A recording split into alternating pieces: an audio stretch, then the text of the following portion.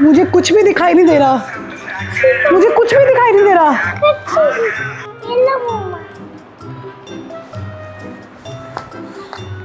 मुझे सब दिखाई दे रहा है, मुझे सब दिखाई दे रहा है।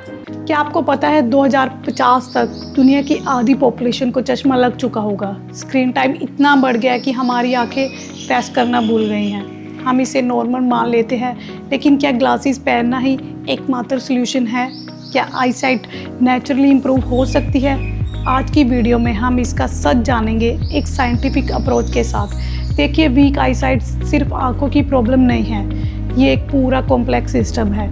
जब हम धुंधला देखते हैं तो उसमें सिर्फ लेंस का दोष नहीं होता, इससे आपकी रेटिना, ऑप्टिक नर्व और यहाँ तक कि ब्रेन प्रोसेसिंग भी इन्वॉल्व होती है।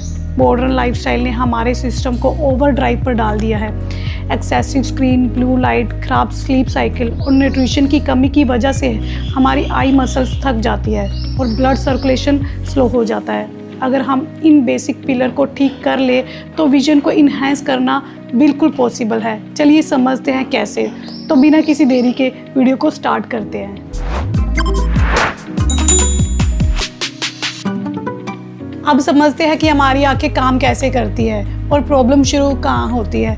हमारी आंखों के पीछे एक रेटिना होता है जो एक लाइट सेंसिटिव लेयर है। इसका काम है लाइट को नर्व सिग्नल में कन्वर्ट करना। फिर आती है ऑप्टिक नर्व जो एक केबल की तरह इन सिग्नल को सीधा आपके ब्रेन तक पहुंचाती है। लेकिन आजकल हम एक बड़ी गलती कर रहे हैं। Excessive blue lights exposure, screens और एलईडी से निकलने वाले ये शॉर्ट वेवलेंथ लाइट हमारे रेटिना के सेल्स में फ्री रेडिकल्स पैदा करती है। इस प्रोसेस को हम ऑक्सीडेटिव स्ट्रेस कहते हैं। असल में ये वही स्ट्रेस है जो आपकी आंखों के सेल्स को अंदर से डैमेज करता है।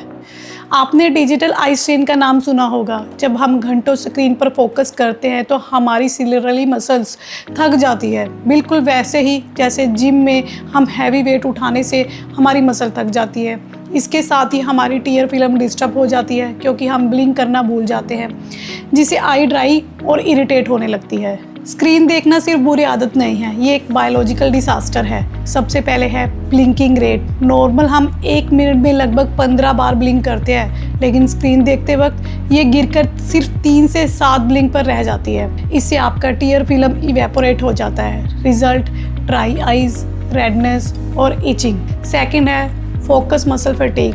जब आप एक ही फिक्स डिस्टेंस पर घंटों देखते हैं तो सिलरली मसल्स कॉन्ट्रैक्ट यानी कि सिकुड़ी हुई रहती है। इससे आंखों में दर्द और हैवी हेडेक्स शुरू हो जाते हैं। थर्ड है photo toxicity. Blue light retina में इतनी डीप पेंट्रेट करती है कि ये इन्फ्लेमेशन और फोटो टॉक्सिसिटी क्रिएट करती है जो लॉन्ग टर्म में विजन लूज का कारण बन सकती है।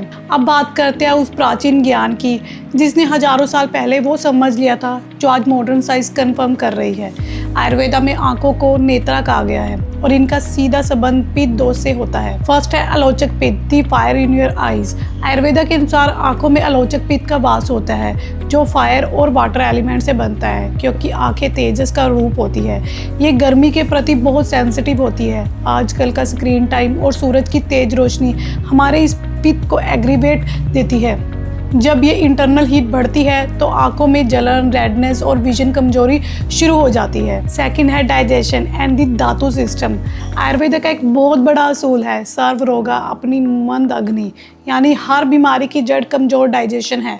हमारी बॉडी में 7 धातुस होते हैं, रास, रक्ता, ममसा, मैदा, अस्थि, मज्जा और शुक्र। हमारी आंखें मज्जा धातु का हिस्सा मानी जाती है। अगर आपका अग्नि यानी कि डाइजेस्टिव फायर मंद है तो न्यूट्रिशन रास से मज्जा तक कभी पहुंच ही नहीं पाएगा। इन शॉर्ट, पुअर अग्नि, पुअर विजन। अगर पेट साफ नहीं तो आंखों में चमक नहीं हो सकती। थर्ड है लीवर पित्त कनेक्शन, द मिरर इफेक्ट। क्या आपने कभी सोचा है कि जॉन्डिस में आंखें पीली क्यों पड़ जाती है? क्योंकि लीवर और आइज का एक गहरा रिश्ता है। जब आपका लीवर ओवरवर्क्ड होता है तो ये बॉडी में टॉक्सिन जमा हो जाते हैं, तो एक्सेस पित्त आंखों के सफ़ेद भाग पर दिखने लगता है। हेल्थी आइज वही है जो क्रिस्टल क्लियर हो, और ये तभी होता है जब आपका लीवर डिटॉक्स हो और दोशा बैलेंस हो। क्या रात को देर से खाना आंखों को नुकसान पहुंचाता है? हाँ बिल्कुल। लेट नाइट डिनर से पित्त बढ़ता है और लीवर को रेस्ट नहीं मिलता, जिससे सुबह आंखों में भारीपन और धुंधलापन महसूस हो सकता है। क्या काजल लगाना सही है? अगर वो नेचुरल मेडिसिन है तो एक्सेस हीट को निकालने में हेल्प करता है, लेकिन केमिकल बेस्ड काजल पिक को और बढ़ा सकता है। क्या ब्लू कट ग्लासेस लगाने से आईज 100% सेफ रहती है?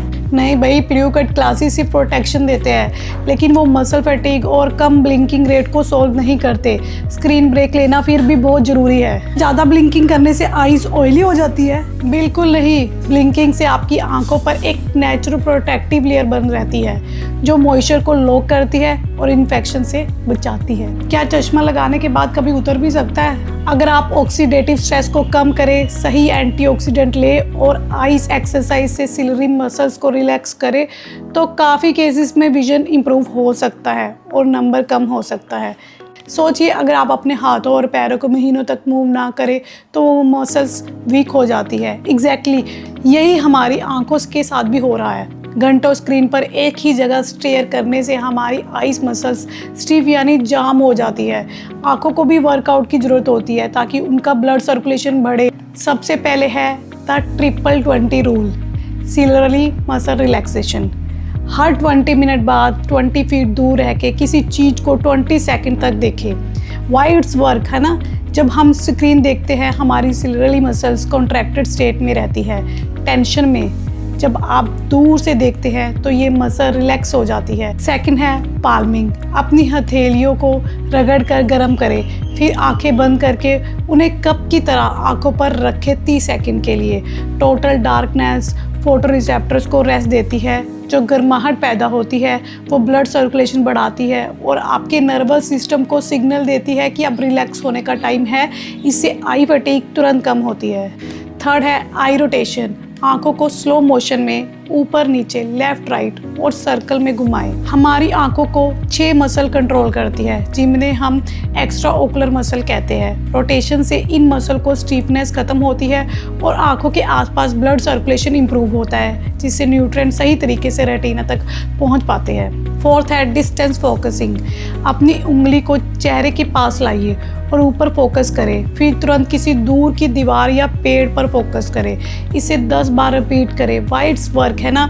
ये एक्सरसाइज आपके लेंस की इलास्टिसिटी और फ्लेक्सिबिलिटी को मेंटेन करती है। इसे सिलरली मसल ट्रेनिंग भी कह सकते हैं, जो फोकस शिफ्ट करने की स्पीड को बेहतर बनाती है। एक्सरसाइज चश्मा पहनकर करनी चाहिए क्या उतार के? पहन के कर सकते हैं इसको? बिल्कुल नहीं। एक्सरसाइज करते वक्त ग्लासेस या लेंसेज उतार दे। इसका मकसद आपकी नेचुरल आइस मसल्स को काम पर लगाना है, ना कि आर्टिफिशियल लेंस पर डिपेंड होना। एक्सरसाइज करते वक्त अगर आंखों में पानी आ जाए तो ये एक अच्छा साइन है। जब आप ब्लिंकिंग और मूवमेंट बढ़ाने लगते हैं तो आपकी माइबोमियन ग्लैंड्स एक्टिवेट होती है, जो टीयर फिल्म को मेंटेन करती है। इसका मतलब है कि आपकी ड्राई आइज का नेचुरल ट्रीटमेंट शुरू हो गया है। दिन में कितनी बार ये एक्सरसाइज करनी चाहिए? द 20-20 रूल को तो हर 20 मिनट में आप फॉलो कर सकते हैं। बाकी एक्सरसाइज आप दिन में 2 बार सुबह या रात कर सकते हैं। कंसिस्टेंसी ही की है आई साइट इम्प्रूव करने की। दोस्तों याद रखिए, आंखें हमारी बॉडी का सबसे डेलिकेट पार्ट है। इन एक्सरसाइज को बहुत ही जेंटल तरीके से करें, कोई जल्दबाजी या फोर्सफुल मूवमेंट ना करें। दोस्तों आई साइट को लेकर मार्केट में इतनी मिसकंसेप्शन है कि लोग असली प्रॉब्लम को समझ ही नहीं पाते। चलिए आज कुछ बड़े मिथ को डीबंक करते हैं। चश्मा लग गया तो आई साइट कभी इम्प्रूव नहीं हो सकती। लोग सोचते हैं कि ग्लासेस एक इलाज है, लेकिन सच ये है कि चश्मा सिर्फ एक विजन करेक्शन टूल है। यह आपकी आंखों की फोकसिंग एरर को टेम्परेरी ठीक करता है, रूट कोज को नहीं। अगर आप लाइफस्टाइल चेंजेस करते हैं, आई स्ट्रेन कम करते हैं और मसल ट्रेन करते हैं तो आपकी आई साइट स्टेबलाइज हो सकती है और काफ़ी केसेस में नंबर कम भी हो सकता है। Glasses are crutch not a cure. सिर्फ गाजर खाने से आइस ना ईगल जैसी हो जाएंगी। विटामिन ए जो कैरेट्स में होता है वो रेटिना के लिए एसेंशियल है, लेकिन ये कोई मैजिक पिल नहीं है। आंखों को सिर्फ विटामिन ए नहीं बल्कि ल्यूटीन, जेक्साथिन, ओमेगा 3 फैटी एसिड और जिंक का कॉम्बिनेशन चाहिए होता है। सिर्फ एक न्यूट्रिएंट पर डिपेंड होना गलत है। आपको एक कंप्लीट एंटीऑक्सीडेंट रिच डाइट और सही ब्लड सर्कुलेशन चाहिए, तभी आपकी ईगल विजन मिलेगी। क्या मोबाइल परमानेंटली आंखें खराब करती है? ये थोड़ा ट्रिकी है। मोबाइल खुद आपको अंधा नहीं बनाता, लेकिन हमारी बैड हैबिट्स परमानेंट डैमेज करती है।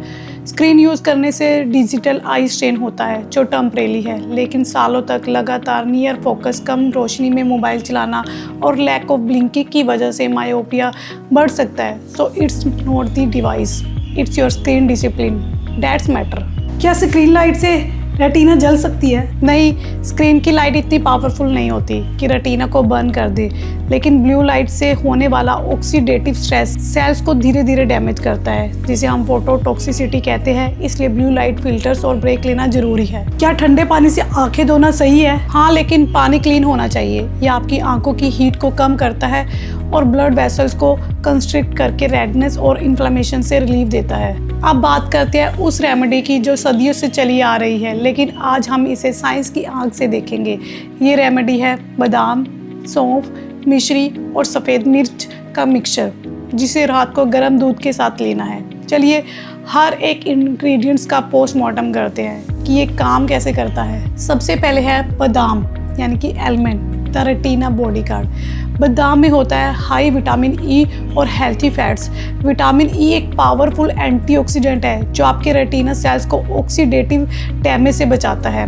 हमारे रेटिना में बहुत सारे फोटो रिसेप्टर्स होते हैं जो फैट से बने हुए होते हैं। जब स्क्रीन की ब्लू लाइट और ऑक्सीजन मिलते हैं तो वहाँ फ्री रेडिकल्स पैदा होते हैं जो सेल्स को डैमेज करते हैं। बादाम का विटामिन ई इन रेडिकल्स को न्यूट्रलाइज करता है। साथ ही इसके हेल्थी फैट्स आपकी ऑप्टिक नर्व की मेम्ब्रेन को मजबूत बनाते हैं।